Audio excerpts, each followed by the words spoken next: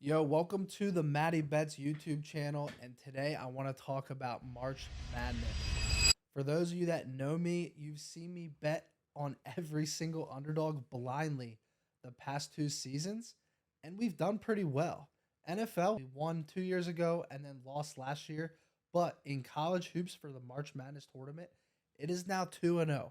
In 2022, we finished with 19 wins and 46 losses for a net profit of $1,164. And again, that's off of $100 bets on every single game. And then in 2023, it was even better. We finished 24 wins and 43 losses, net profit of $1,979. Every single year, there's always these Cinderella teams, right? But we just never know who it's going to be. Last year, so many people told me to just skip the 16 seeds, right? I would save $400 if I skipped them, but I decided to take them. The FOMO, the fear of missing out, was just too heavy.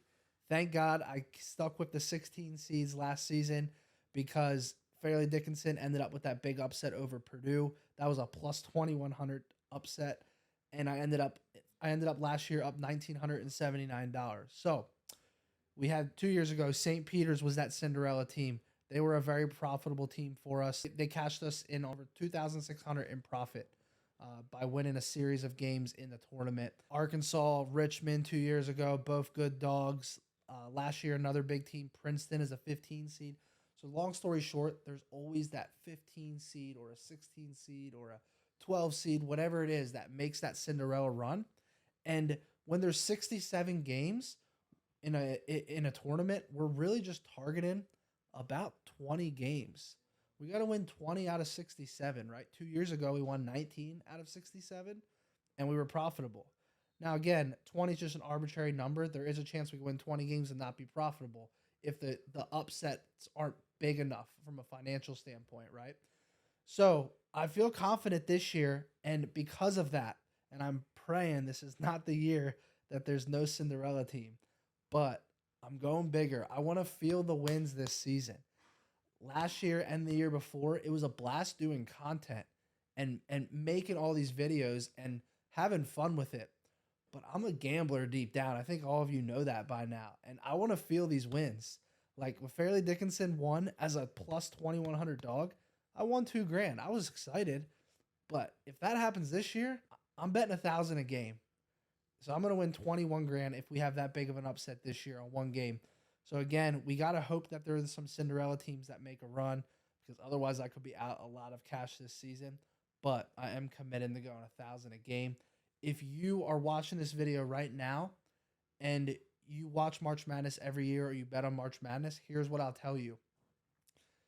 If you're $100 a game better, bet $10 on these underdogs. If you're a $10 a game better, you're maybe betting a dollar or $2 on these underdogs, right? Because you have to be able to sustain the losses.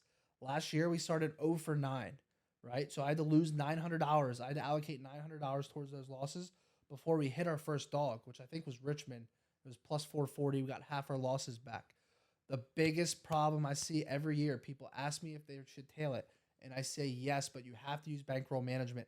Do not bet more than you can afford on these games. You shouldn't feel these losses. Like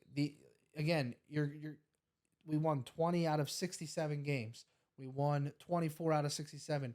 You're not going to win every game. You're not even going to win every other game. So you have to bet accordingly.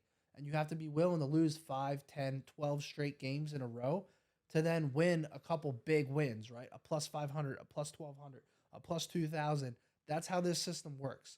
So if you're going to do this, manage a bankroll, bet responsibly. If you're a $100 better, bet $10 a game. If you're a $10 better, bet a dollar or $2 a game. If you're a $1,000 better, you're probably betting 100, $200 a game on this system. So please manage a bankroll if you're going to do it. I'm excited to do it this season. I'm going to be putting out the content and tracking it on X or Twitter, whatever you want to call it, at Matty Bets. It'll also be on my Instagram, my chalkboard, my Discord, Facebook, YouTube. I'm pretty much on every single platform. I'm excited to do this season. And if you're tailing, good luck.